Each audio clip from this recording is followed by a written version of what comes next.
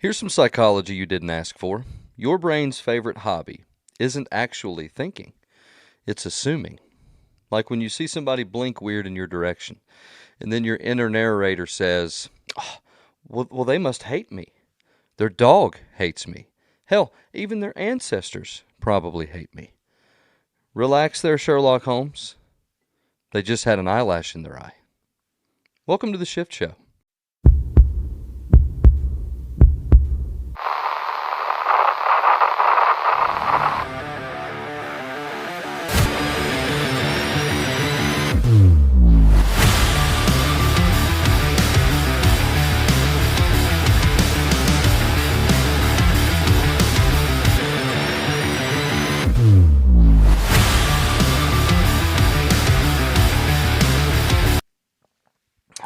Welcome back to the Shift Show. All of you overanalyzing bundles of brilliance. If you're new here, my name is Adam Blevins, and this is the corner of the internet where we use science, comedy, sarcasm, and probably too much caffeine to remind you that your thoughts, well, they're not facts. They're just stories that your anxiety wrote without an editor. If you've been here before, you already know what it is, right? We laughed first and we learned something by accident later. Today's episode is going to be a lot of fun, and this one's called Get Out of Their Head. And yes, you heard that correctly, because half of us are living in other people's brains, like it's a timeshare that we never canceled. So today, we're going to unpack why we do that, and why it's making everybody miserable. And before you say, "Adam, I don't do that," yes, you do. You sure do. I do it. You do it. Your preacher does it. Your doctor does it. We all do it. We've all done it. Somebody doesn't text us back for a few hours, and suddenly we're constructing a full-blown crime scene in our head with our relationship with this person. Oh my God, they're mad at me. I said something wrong. I bet they're talking to someone else. I bet they're probably talking about me and what an awful, terrible person I am. When in reality, their phone's actually dead and they're watching The Office for the 73rd time while eating a bowl of Cinnamon Toast Crunch out of a salad bowl. The human brain is a pattern-detecting machine with the emotional stability of a toddler who's had 3 cups of extra dark roast coffee. It absolutely hates the unknown. So when it doesn't have real information, it just makes crap up. This is called confabulation. Yes, it is a real word. Look it up. Which basically means that your brain fills in the blanks with whatever story makes it feel the safest, even if it's wrong. Now, everyone likes to believe that we can snap our little brain fingers and know the answer to everything and to know all about everyone. But every time you assume someone else's motive, your brain rewards you with a tiny little hit of dopamine. That's a feel-good hormone, because it thinks it's solved a mystery. It makes you feel smart. It makes you feel like you're in control. You're not. You're just high on fake certainty. It's a brain-built conspiracy theory with you playing the hero, playing the victim, and you're the unreliable narrator all at the same time. Your brain loves this game because it is also allergic to uncertainty. It would rather invent a dumpster fire explanation for something rather than admit that it doesn't have the answer to a question. That is called cognitive closure. That is a psychological term that basically means I need an answer right now. Right now. Answer right now, in my hand right now. Even if it's stupid, even if it's illogical, even if it is completely irrational. And we're all addicted to it. You may think you're seeking and sharing truth with the world, but you're probably just soothing your nervous system. Because to your brain, certainty equals safety. And again, even if it's the wrong answer still feels less dangerous than the unknown, because the unknown is scary. Your brain thinks it's walked into a dark room and closed the door behind it when you walked in, having absolutely no idea what threats are lurking and hiding in the shadows. This is why you can't just chill out when someone says, "We need to talk." Because that statement alone is the emotional equivalent of being handed a live grenade after somebody's already pulled the pin. Your brain, it immediately starts producing a slideshow of every single mistake that you have ever made. You're already rehearsing your apology before they even text you back saying, "Well, it's nothing bad." We confuse anxiety for intuition all the time. That gut feeling that you swear is never wrong. Most of the time, dear friends, that's not divine insight. Most of the time, that's heartburn and unresolved childhood trauma sharing an Uber in your chest. Our intuition, man, it can be brilliant sometimes. It can keep us alive. But when it's mixed with fear and caffeine, it's about as reliable as your uncle's Facebook research degree. But it's also not entirely your fault, because you see, your brain has evolved to keep you alive, not to keep you all chill and collected all the time. Because back when saber-toothed tigers were just running amok, assuming danger kept you from becoming lunch meat.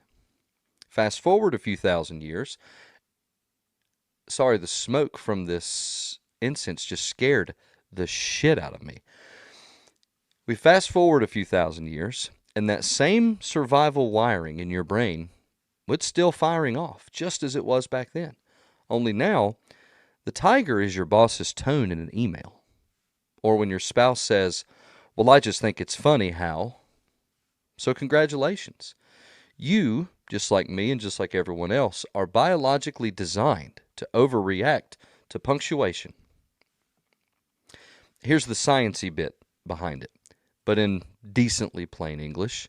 Your amygdala, which is that little almond-shaped panic button in your brain that we've talked about the last couple episodes at this point, I think, it cannot tell the difference between what is a real threat and what it perceives to be a threat.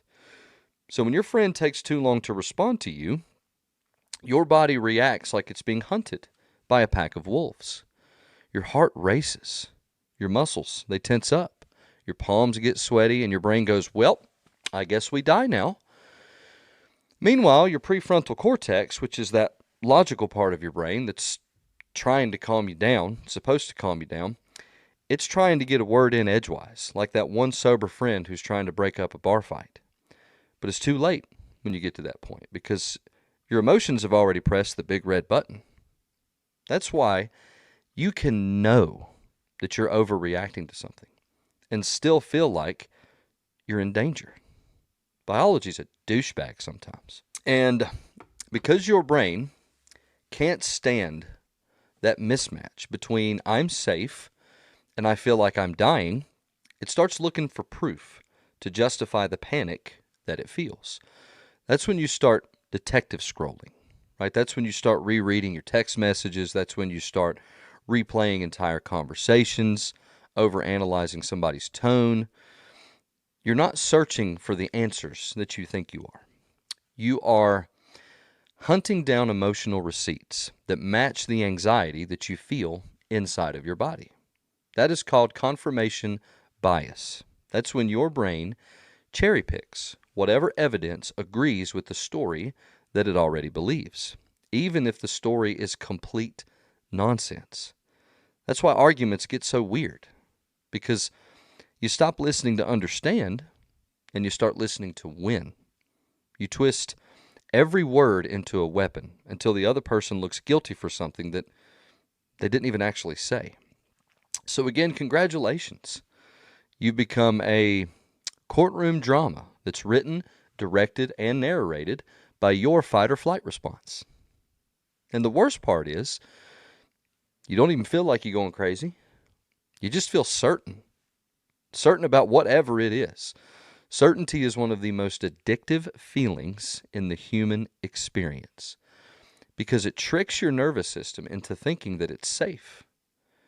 It's emotional nicotine, if you will. It's soothing for a second, but it can be destructive in the long term, which is why learning to tolerate this little saying, "I don't know yet," is one of the best mental health skills that nobody ever taught us how to do, and most people don't even know how to do.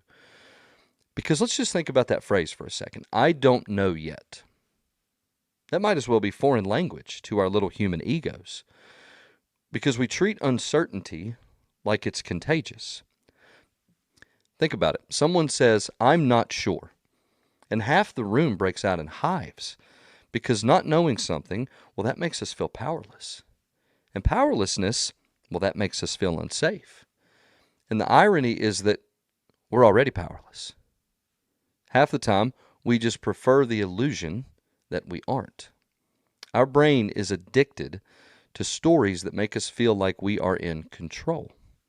That's why people would rather assume that you're mad at them than to admit you might just be busy living your own life.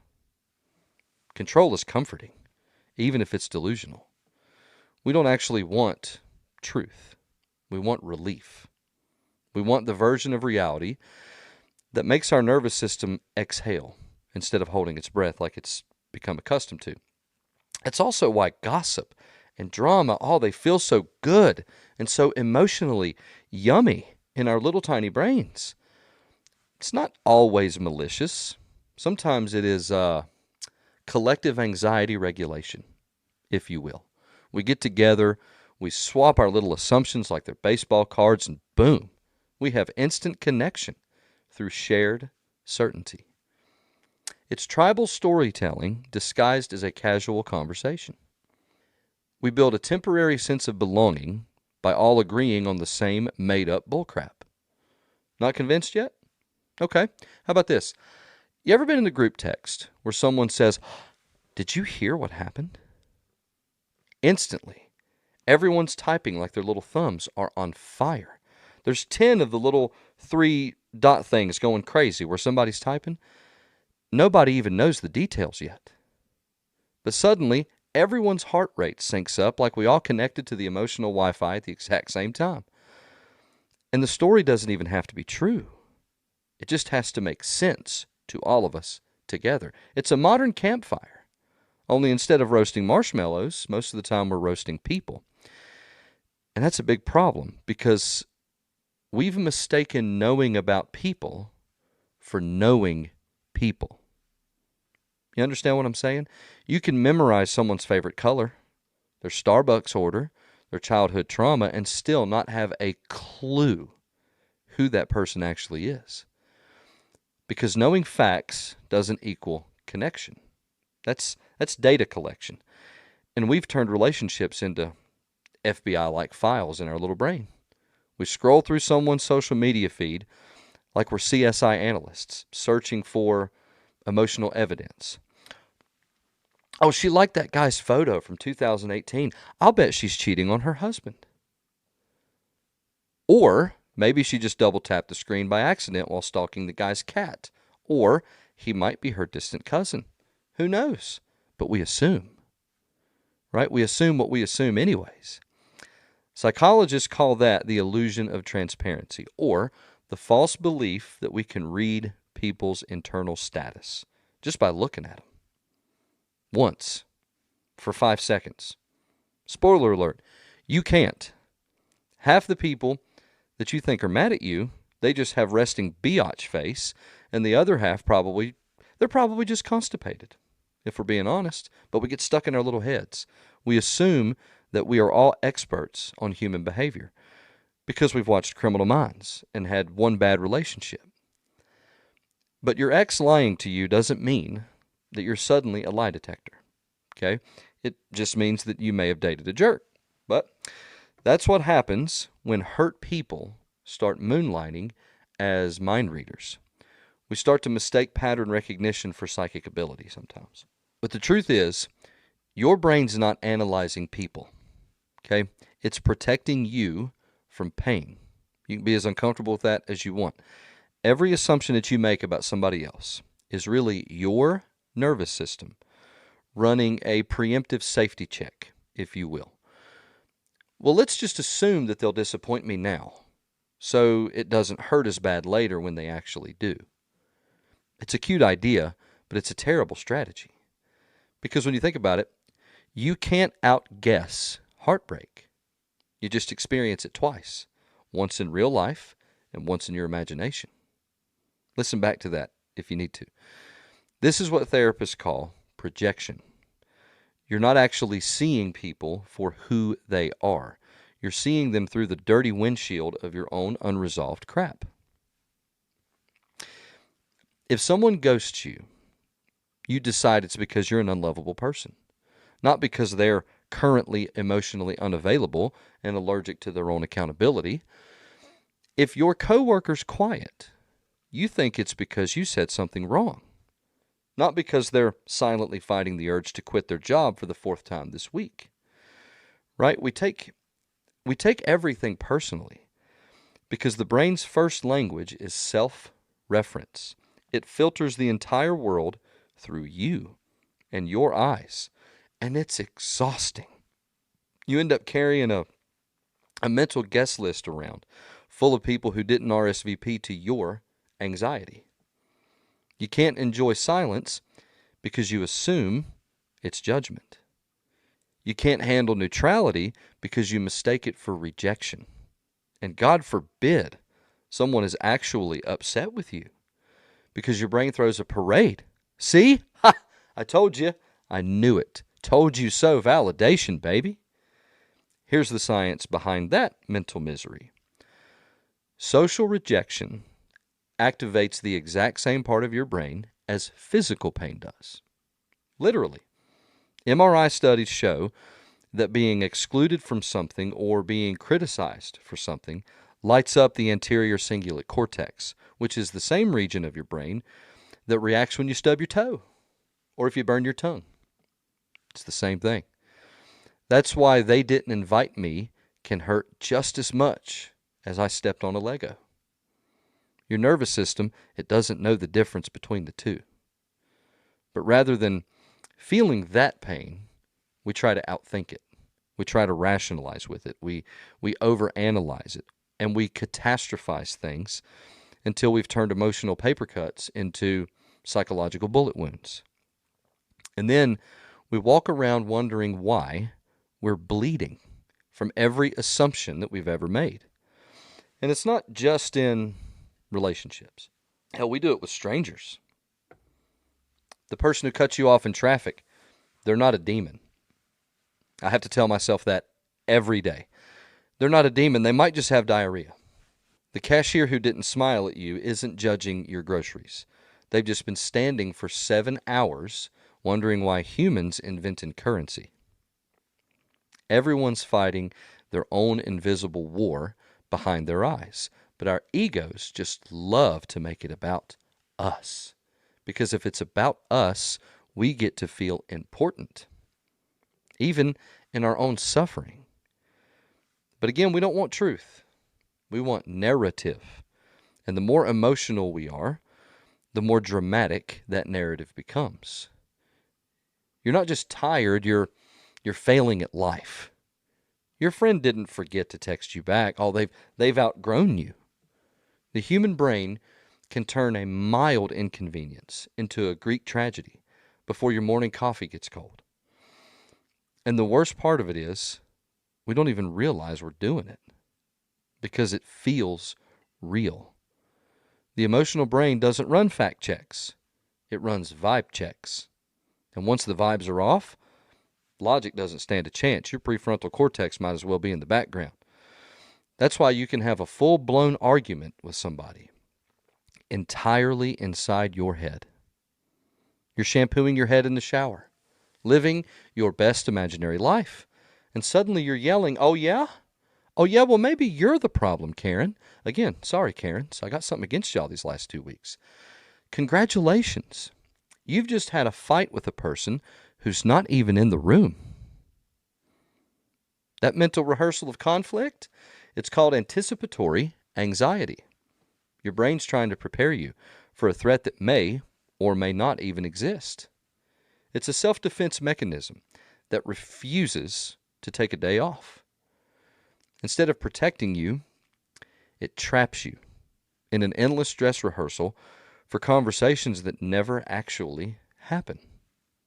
And when we live in that state long enough, our nervous system starts treating imagination like evidence. The more time you spend visualizing people's motives, the more your brain believes it's actually experienced those motives. So even if the person didn't actually wrong you, your body still stores the tension like they did. You're walking around carrying resentment towards people who have no idea they even participated in the emotional Olympics that you hosted in your own head. That's why forgiveness is so confusing, right? Sometimes there's no one to forgive, just your own overactive imagination. You created the crime in your head, you investigated it, you prosecuted it, and you sentenced yourself to emotional jail. You're the whole justice system of your own emotional nonsense. But to be fair, we come by it honestly. From a neuroscience perspective, the brain's job is to predict outcomes. Okay? That is a survival algorithm designed to run scenarios so you can avoid pain. But the problem with that is that mechanism doesn't know the difference between emotional pain and physical danger. So when your boss sends that text message that says, "Hey, can you stop by the office?" your brain reacts like a velociraptor is waiting behind the desk. The prediction center in your brain freaks out. It floods your system with cortisol. And the next thing you know, you're sweating through your shirt, wondering if you should fake your own death. Just quit your job, move on at this point. Your brain also has something called theory of mind, which is the ability to imagine what other people are thinking. Sound familiar? That's great when you're trying to empathize with people, but it's catastrophic when you mix it with insecurity. Instead of using it to connect, we weaponize it. We weaponize it to catastrophize everything around us and the people around us instead. Oh, they didn't smile back at me. They must think I'm annoying or ugly. They didn't compliment my haircut. I must be disgusting. They laughed too hard at someone else's joke. I'm not funny. Or they might just be tired. They might be distracted. Or they might be trying to remember if they left the stove on at home or not. The brain loves to fill silence with stories. And those stories tend to star you as the problem, because that's safer than believing that people just might not be thinking about you at all. The truth is, you are the main character in your story. You're an unpaid extra in everybody else's. You're worried about how you looked when you tripped in Walmart. Meanwhile, everyone else is just trying to remember why they came down that aisle in the first place. We need to collectively stop renting mental space in other people's heads. The property value is terrible, and the neighbors are wildly anxious. But this habit doesn't just mess with our heads, okay? It screws up our relationships. When you start assuming that you know what people are thinking, you stop giving them a chance to actually tell you what they're thinking. You start responding to the story in your own head instead of the person in front of you. Suddenly, you're mad at them for a version of reality that they don't even know exists. You're arguing with a hologram while the real person is just standing there like, what the hell just happened? That's what assumption does. It replaces curiosity with certainty. And curiosity is the lifeblood of connection. Without it, every relationship slowly turns into a cold case file full of unresolved emotional crimes. Well, why didn't you just ask me? Because our egos would rather be right than real. We've all had those moments where someone finally says, "That's not what I meant at all when I said that." And then it's like your brain short circuits. What do you mean that's not what you meant? Well, that's what I thought you meant. At that point, you've spent days spiraling, crying, overanalyzing, and running full-scale psychological forensics on something that wasn't even true. And then they just shrug and say, oh no, I was just busy. That's it. Case closed. Meanwhile, you've already lost 3 nights of sleep and a perfectly good relationship with your own peace. Let's get clinical again. Your brain loves emotional patterns, even if they're toxic. That's called predictive coding. It means that your brain will take previous experiences and use them to predict new ones. Like, well, the last time someone was quiet, they were mad at me. So this situation where someone's quiet, well, it must mean the same thing. The mind clings to patterns because predictability makes us feel safe, and that makes us feel in control. But in reality, you're not predicting anything. You're recycling old things. You're reliving the same emotional trauma on a loop and calling it intuition. Every time we do that, we strip away one of the most human things about us, which is context. People are not math formulas. You can't plug in delayed response and get "they hate me" as an output. Life doesn't work like that. Context is everything. If someone's short with you, maybe they are stressed. If they cancel plans, maybe they are overwhelmed. If they forget your birthday, maybe they're dealing with life, not trying to ruin yours. But because we've become conditioned to view everything through the lens of rejection, we confuse neutrality with hostility. We assume every single silence, well, it must have a hidden insult behind it. And that assumption becomes self-fulfilling. The more you assume people are against you, the more defensive you become, the more defensive you act. And all of a sudden, well, they start pulling away. Not because they hate you, but because they're tired of being punished for crimes they didn't commit. If you want to fix 80% of your relationship anxiety, practice clarification. Ask instead of assuming. Hey, I noticed you've been quiet lately. Is everything okay? Or am I just overthinking things again? 9 times out of 10, they'll either tell you the truth or they'll at least say something that stops your brain from building a weird narrative out of it. And if they don't clarify, well, that's data too. It's not data about your worth. It's data about their communication skills. Now, when you get the data, your job isn't to decode that person's soul, okay? It's to decide what you will do next with that data, not what they should do next with that data. That's the difference between a boundary and a screenplay, okay? Also, here's a quick calibration trick that'll save you a lot of fights, okay? Separate what you saw, what they said, and the story that you told yourself about it. Does that make sense? You saw they didn't reply. They said nothing. Your internal story was, they don't care at all. You see the distinction?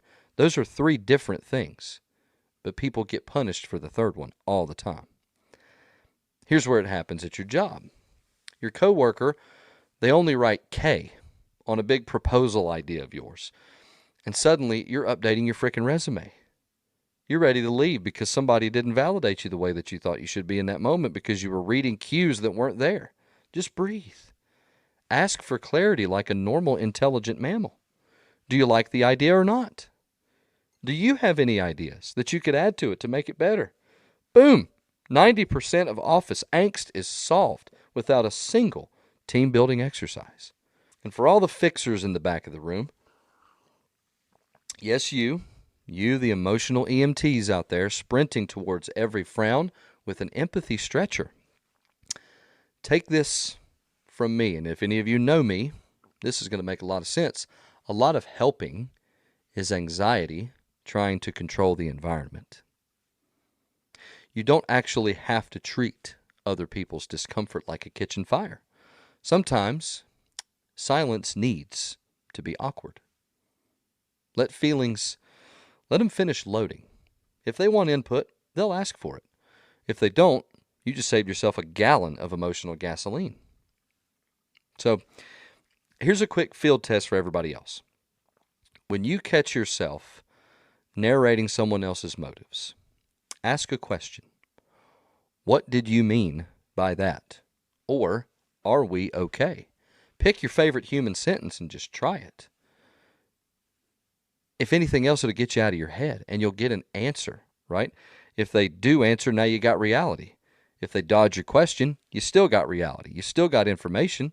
If they get weirdly offended by whatever it is that you ask them, that's also information.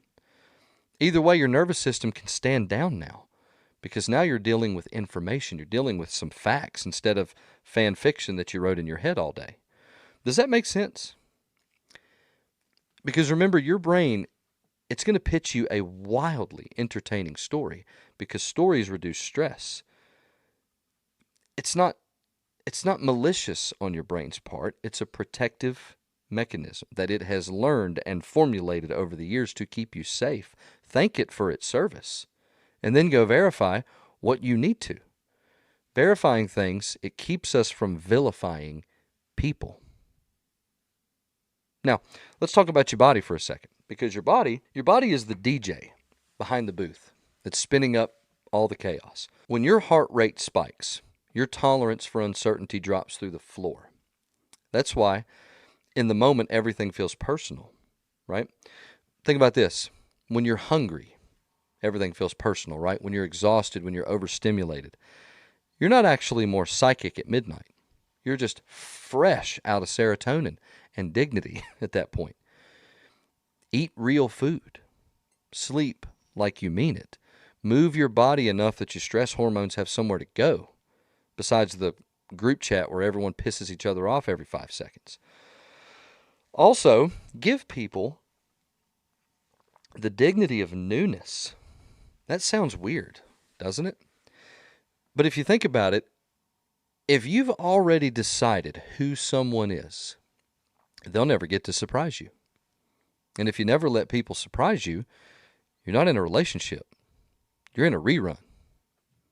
Fresh data informs relationships. Let it. And here's a tiny, almost disrespectfully simple script for the next time your brain drafts a 10-page assumption about any given situation. Say this to yourself. I noticed blank. Okay? And I'm telling myself blank. Then ask yourself if any of that is actually true.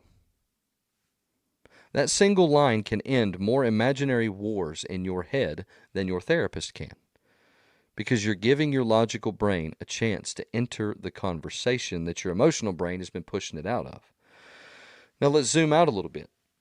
Let's zoom out of our own heads and look at the societal impact of everyone else living in everyone else's head all the time. Have you noticed how half of modern society is just one big group chat of people assuming what everyone else meant when they said or did something? It's like humanity collectively logged onto Twitter, all at the same time, read one sentence, took that sentence out of context, and said, yes, I will now form my entire personality around my interpretation of this internet stranger's tone. We've turned I think into I know. We've turned I feel into I fact-checked. And maybe, we've turned that into definitely. And the world is losing its damn mind because of it. Let's start with the big one right now. I know we did politics last episode, but let's talk about it for just a second. Political polarization is basically a group project, if you will. And all of our limbic systems, that's the emotional caveman part of your brain, well, they're the students. Everyone's just hurling assumptions at everybody else, like dodgeballs in a middle school gym. Does that make sense? You don't even have to read a bill anymore. You just have to see who proposed it. If that side proposed it, I ain't even going to look at it because I know I ain't going to like it. The minute someone says a word like tax or gun or immigration, Half the country covers their ears, and the other half starts Googling, how the hell do I become a citizen anywhere else in the world? Why does this happen? Because we've stopped debating ideas and we've started psychoanalyzing motives. If you say you support renewable energy, boom, somebody automatically assumes that you hate cheeseburgers and drive a Prius that runs on rainbow piss. If you say you support law enforcement, well, suddenly you're assumed to have a shrine of bald eagles and wear the Confederate flag to church. Nobody's asking anymore. Nobody's having conversations anymore. They just assume whoever it is that they're looking at and assume that they know everything about them. That's the societal cost of assumption. It replaces curiosity with the caricatures that our brain draws of the person who just took our lunch order. And it's hilarious in the worst possible way when you think about it, because we used to argue about policy. Now it's like we're all just arguing personality disorders at this point. Hey, did you hear what Senator so-and-so said? Well, no, but I already hate it. Just hearing the person's name, I already hate what I don't know that they said. I don't even know if they said anything. I just know what you've told me. The way we make assumptions about everyone and everything, it's like we're constantly playing fantasy football in our head, but about everyone we see instead of about actual football. Some people see a MAGA hat and assume the person wearing it stands outside of a Popeyes, just screaming racial slurs on the weekends, while others will see a gay guy with a blue mohawk and assume that they whisper transgender thoughts into the ears of our children. Notice anything similar between the two? I'll leave that there. How about religion? I know that some of y'all just love when we talk about religion on this show, but religion is the original assumption factory. Yes, he said it. It's okay. You don't have to rewind. Humans have been assuming God's tone of voice for thousands of years. Half of theology is basically, well, God probably meant this over here. While the other half is going, no, he didn't. No, he didn't. And you're going to hell for thinking that way. Religious assumption is wild because it turns personal belief into spectator sport. We forget that spirituality is supposed to be about growth. It's supposed to be about connection and about mystery. Not a Yelp review of everyone else's soul, Diane. Sorry, Diane's. See, I just did it. Did you see that? I just did it. I just assumed, ladies and gentlemen, that women named Diane would be exactly the type of person that I'm describing. I only know like 2 Dianes. And all I really know about them is that their name is Diane. You see how simple we are? Back to religion, Diane. Diane. You can't even say, I'm spiritual, but not really religious.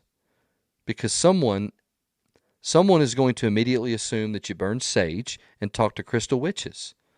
Or if you say that you're Christian, and people automatically assume that you hate gay people and you catch on fire when anybody says a cuss word. And you think that Jesus drives a lifted Ford F-250. Speaking of cuss words, that's a good example. How many people judge the entire life of somebody else because they said a bad word we didn't like? Think about how silly that is. Let's do a social science experiment. Listen to this. Damn. It took me about 0.4 seconds to say that word, and some of you judged me for it. You said, oh, gasp. He said a naughty, and I don't like it. That 1/4 of a second that we just shared together caused your brain to search every experience you've ever had with bad words and people, and thus forming a mental conclusion that I might be a bad person. I could be scum of the earth. Jesus will smite me. I have hate in my heart. I am sin. I've determined who this person is based on 0.4 seconds. But I have news. There's 34 years behind it that you didn't see. You have no idea what a kind-hearted steward of the human soul that I am, and damn, that hurts me. Meanwhile, Jesus is somewhere going, I said love thy neighbor, not audit their vocabulary or their pronouns. See how ridiculous it gets? And as I so eloquently demonstrated earlier with the Diane situation, we all do it. All of us. An assumption turns faith into faction. It replaces empathy with a moral resume. And it's funny because if there's a God, I bet he's watching us like a parent who left their toddlers alone with finger paint. Just sitting there going, I gave them 10 rules. 10. And they turned it into 50,000 denominations and a merchandise line. Now we're all silently clenching, right, because of how comfortable this episode just got. So let's make it even more uncomfortable, shall we? Let's discuss sexual orientation and pronouns. Oh, yes. Yes, you feel your chest getting tight yet? Are your shoulders touching your ears currently? No? Give it a minute. If you want a front row seat to see how allergic human brains are to uncertainty, watch people panic when someone corrects a pronoun. You'd think they were being asked to perform algebra while skydiving.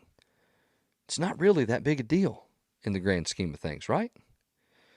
But assumption makes it personal on both sides. The brain hears they, them, and goes, oh my God, no, identity crisis detected. What do we do? Because pronouns, they mess with our lazy filing system in our brain. Our brains love labels because labels, well, they reduce ambiguity. And ambiguity makes your amygdala start humming the Jaws theme song. Speaking of Jaws, I should have worn my Jaws Hawaiian shirt for this episode and didn't. So instead of saying, well, thank you for the clarification, we just assume they think we're stupid. You got folks yelling, what's next? We have to introduce ourselves as human beings? Yes, Carl. That's kind of the point. Sorry, Carls. Now, what about the anti-pronoun community? Oh, fantastic. Feel the blood pressure. Feel it rise. Feel it rise. That community cannot stand the thought of saying they, them, but demands to be called sir at the dinner table. That's interesting, isn't it? They can't imagine the possibility of gender fluidity, but is in perfect agreement with spiritual fluidity. That is interesting, is it not? We stop seeing humans and start seeing headlines, right? Oh, gay? Well, they must have an agenda. Straight? Must be repressed. Non-binary? Well, they must be confused or crazy. Meanwhile, everyone's just trying to survive traffic and buy toilet paper before inflation gets worse. Calm down. If people could step out of each other's heads for 5 minutes, half the world would realize no one's plotting the downfall of civilization. They're just ordering DoorDash and trying to afford being alive. Now, let's rewind to the pandemic, the greatest social psychology experiment none of us got the informed consent paperwork to sign for. Remember those first few months of COVID? Toilet paper shortages, and about 4 million armchair epidemiologists arguing in the comment sections over words that they've never seen before in their life.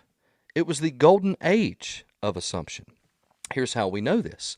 If you wore a mask, people assumed you were a dumb government slave. If you didn't wear a mask, people assumed you wanted to personally unalive their grandma. Every cough was a felony. Every trip to Target was an ethical dilemma. Assumption turned science into superstition. We didn't follow data. We followed dopamine. The more sensational the headline was to our eyes, the safer our brains felt. Because confusion, that's scarier than contagion in our little brains. So we built tribes of certainty on either side of the topic. The internet became a digital Salem, if you will. But instead of witches, we burned nuance. And look, we were scared. On both sides, on any side, we were scared. Our nervous systems were running Windows 95 during a thunderstorm. Y'all remember how that went. But instead of admitting we were terrified, we acted certain. Certain. I'm right, you're wrong, period. Because certainty, again, that feels like safety, even when it's a bowl full of stupid. And that's the thing. Assumption is anxiety in a costume. Okay, it's fear in a lab coat. And if anxiety is the virus, well, social media, that's the petri dish. We've built entire platforms around reading half a sentence and deciding everyone's entire moral worth based on that one sentence. One tweet, one TikTok reel, one slightly sarcastic caption, and boom, trial by comments. You can't even post a picture of your dog without somebody assuming it's a metaphor for capitalism. Wow, nice golden retriever. It must be nice to have privilege. Ma'am, it's a dog. Algorithms reward outrage because outrage, it equals engagement. So your brain, it gets that sweet little dopamine cookie every time you destroy someone online. Nobody's listening. Everyone's performing. And humility has been replaced with hashtags. And yes, there will be hashtags on this video. One of them will be humility. The result of this is a population that is emotionally constipated but intellectually overhydrated. Does that make sense? We know everything, but we understand nothing. Let's go deeper. How about race? That should get us uncomfortable, right? We assume that we can understand someone's entire lived experience based on melanin. We confuse awareness with understanding. Cultural assumption is sneaky because it hides behind good intentions. People say, well, I don't see color. Well, that sounds great. Sounds nice. But it actually translates to, I'm uncomfortable acknowledging complexity. Assumption erases nuance. It tells us that someone's entire story can be summarized by a demographic checkbox. But you can't Google empathy and automatically have it. Sometimes you have to sit in the discomfort of not knowing. And that's terrifying. And that's also what actual connection looks like. Awkward, curious, a little slow sometimes, but human nonetheless. But we don't have patience for that. We've got 60-second reels and a collective attention span that's shorter than a gnat on Adderall. Speaking of gnats, y'all remember Reggie? I think I seen his cousin flying around here a minute ago. You'll be happy to know Reggie's services, they were beautiful. Anyways, let's talk about relationship assumptions. Assumptions has destroyed romantic communication. Dating apps have turned connection into a forensic investigation. People are zooming in on profile pictures like they're trying to find the true meaning of Christmas in somebody's jawline. Is that a wedding ring in the reflection in the window? Oh, I knew it. They're married.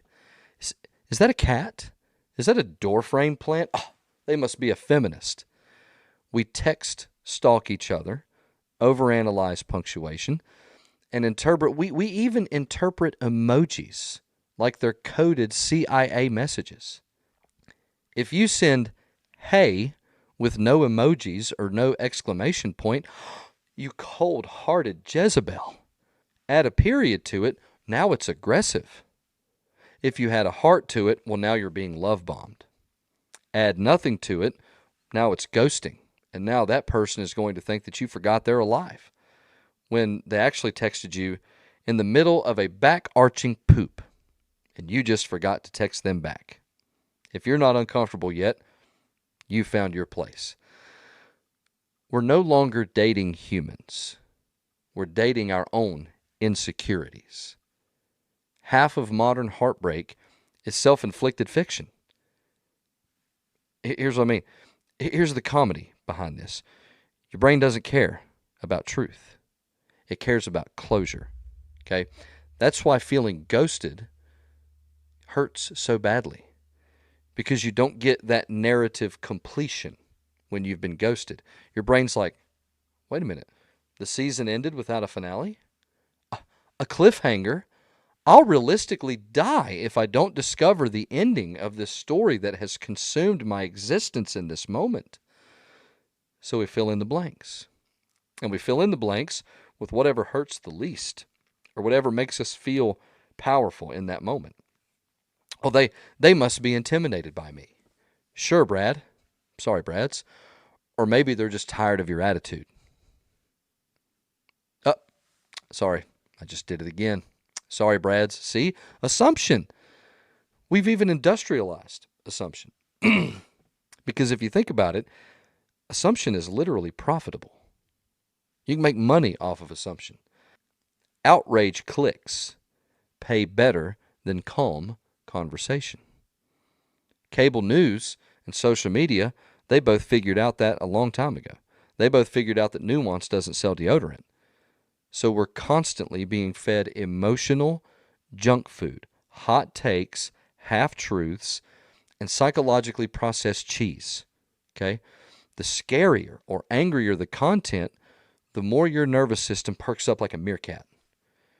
Your amygdala, it goes, ooh, danger, must keep scrolling. You're not consuming information like many of you think that you are. You're self-regulating, and then you call it staying informed. But what we're really doing is we're feeding our fight or flight responder. We scroll for the same reason that toddlers shake their toys. It makes the noise predictable. And then we wonder why everybody's miserable. Because, again, back to neuroscience. From a neuroscience standpoint, here's what's happening. We've collectively overloaded our prediction machines in our brains. Your brain's main job is to reduce uncertainty. Remember? Well, in a world where you can watch 10 conflicting opinions in 60 seconds, the brain short circuits. So it picks a team. It picks a side. Not because it's right, but because it's simpler. That's why misinformation spreads faster than facts, because it's emotionally digestible. It gives your nervous system a sense of completion, because truth, well, that takes too long, and our nervous systems are exhausted. They're not patient. We're all walking around like overstimulated toddlers in the world's loudest Chuck E. Cheese, begging for someone to just turn the damn lights off. So again, we assume, because assuming is faster than feeling. So what happens if we don't stop doing this? If we keep living in each other's heads, society becomes a funhouse mirror maze of projection. Everyone's reflecting everyone else's fear, and no one's looking for the exit. Politically, that means that compromise dies. Religiously, it means that compassion erodes. Socially, it means that trust collapses. Emotionally, it means empathy flatlines. You can't build community when everyone's building conflicting narratives all day. If we don't stop, we'll keep mistaking noise for truth.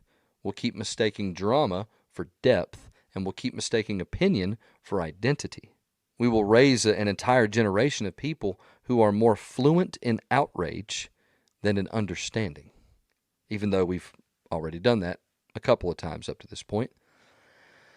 But just imagine for a second, if we all just actually paused for a moment, if we let curiosity back in, if we stopped assuming intent and started asking for context. Picture this. Social media comments replaced with, hey, can you explain what you meant by that? Politics, where people say, boy, that sure is an interesting point. Tell me more. Relationships, where the first instinct isn't to accuse somebody, but to clarify what the situation is. It sounds like utopia, but it's just emotional regulation with manners. If people stopped assuming and started verifying, the collective blood pressure of this planet would drop faster than gas prices before the next election. Religion could go back to being about faith instead of fear and hate. Politics could go back to policy instead of personality cults. Gender could go back to being a frickin' conversation instead of a courtroom. And the internet, dare we dream, could go back to cat videos and recipe fails instead of civil wars in the comment sections. When we stop narrating each other's motives, empathy sneaks back in like a stray dog looking for the french fries that you dropped on the floor. We start seeing humans again instead of just the headlines. Because that's what assumption really steals: humanity. Think about it. Why do some people think that all cops are bad? Why do some people assume that all black people are criminals? That all atheists are evil? That all conservatives are racist? That all liberals are snowflakes? Because we assume things based on what our brain thinks it already knows. Because we can't stand the idea of thinking a little deeper and exploring the messy, complicated, sometimes wrong, often beautiful humanity that makes life interesting. And let's be honest, it'd be pretty hilarious too. Because once you step back and really look at us, half the bull crap we fight about is ridiculous. People have unfriended relatives over a virus they couldn't see. Marriages have ended over Facebook memes. Friendships have imploded over a misread tone in a text message that autocorrect probably wrote. We've been playing emotional telephone at a global scale, and the message at the end of the line is just everybody needs to calm the hell down. We need to learn to laugh together again. Speaking of laughter, nothing diffuses assumption faster than laughter. When you can laugh at how ridiculous your brain is, it loses some of its power over you. That's the real magic behind self-awareness. It's not solemn, it's stupidly funny. You ever catch yourself mid-spiral and go, my God, I'm literally arguing with an imaginary person in my living room right now? Well, when you think that, when that little switch gets flipped in your brain, that's enlightenment, baby. That is spiritual growth with conditioner if you're talking to that person in the shower. We don't need another TED Talk on unity, okay? We need a collective nervous system nap and maybe a light snack. Because half of humanity's conflict could be solved by low blood sugar management. So next time someone cuts you off in traffic, again, this is something that I have to use every day, just assume they're rushing to save a litter of puppies, or that they have destructive diarrhea. Either way, whichever story you tell yourself, you're going to be a lot less angry. Your cortisol is going to be a lot lower. Win-win situation, right? What if we hit the reset button as a species? What if we tried a collective mantra, if you will, something like this? I don't know yet. Say it out loud. It feels weird, right? Like trying to shake hands with your own insecurities. Yuck. But it's freeing, because saying I don't know yet turns the volume down on your nervous system. It opens the door for learning. It tells your brain, hey, buddy, we're safe enough to be uncertain about something. We can be wrong and still be okay. Imagine social media if everyone had to type, I might be wrong, before posting whatever. The internet would go silent for 3 days while everyone's systems reboot. So back to the societal impact of us living in each other's heads. Just take a look around. It's everywhere. It's everything we're seeing right now in this country. Confusion masquerading around as conviction. A global improv show where no one knows their lines, but everyone's convinced that they're the lead character. It's everybody playing Hamilton, but they've never seen Hamilton. But if we get out of those heads, if we get out of everybody else's heads, and we trade assumption for curiosity, certainty for connection, we might just start to learn who we are together. Messy, funny, flawed, redeemable. Because at the end of the day, nobody's thinking about you, man, as much as you think they are. And that's among the most liberating facts in psychology. So take a breath. Step out of other people's heads. Stop living in other people's brains. There's plenty of room in yours, and you ain't figured yours out yet. All right, let's land this thing because we all got shit to do, right? The world does not need more people who think they know everything. The world needs more people who are brave enough to say, I don't know yet. Because the second you admit that you don't know everything, you've actually started learning something. That's incredible, isn't it? Certainty builds walls.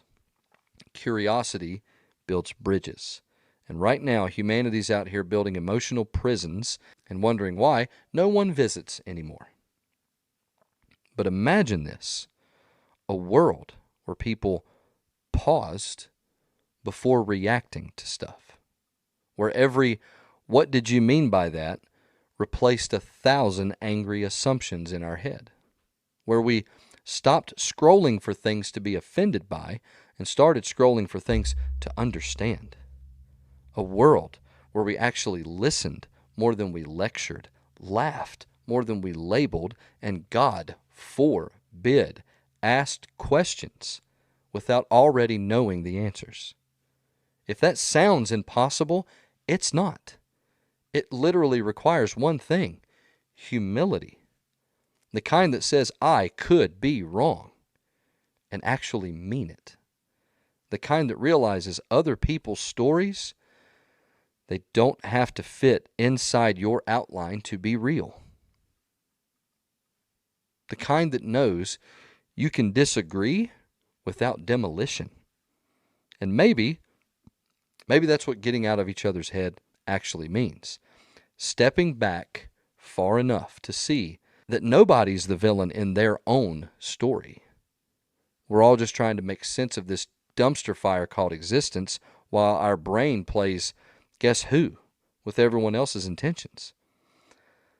So before you leave here and go back out into the world diagnosing someone's soul based on a Facebook post or assigning moral worth to a hairstyle or assuming a tone through a text message, just stop. Take a breath. Take a sip of some warm Brazilian coffee. I don't even know what kind of coffee this is. And remember, not every thought your brain serves up deserves a reaction. Some of them just need to pass through. Like bad gas. Acknowledge it. Maybe even laugh at it a little bit. But move on. So that's it. We're going to go ahead and call episode 6 right here. Is this episode 6? I don't even know what episode this is on. ADHD. Okay? Thank you for coming back to the Shift Show, my friends. If you laughed, if you learned something, or if you accidentally questioned your existence, all of that's a win. If you haven't checked out the book yet, it's called Welcome to the Shift Show, How to Love Yourself in a World That Won't. And guess what? It teaches you how to love yourself in a world that won't. Check it out if you haven't. Make sure to catch all the new episodes of the Shift Show every week on YouTube, Spotify, Audible, Amazon, and Apple Podcasts. Finally got that sorted out. Follow along on social media at Shift Show Pod. Make sure to like, comment, share, follow, subscribe, all that stuff, all the little buttons, all that self-validating stuff. Man, do something special for yourself this week, man. I'll see you next week. This has been the Shift Show. I am your over-caffeinated host, Adam Blevins. Come on back when the world gets too loud.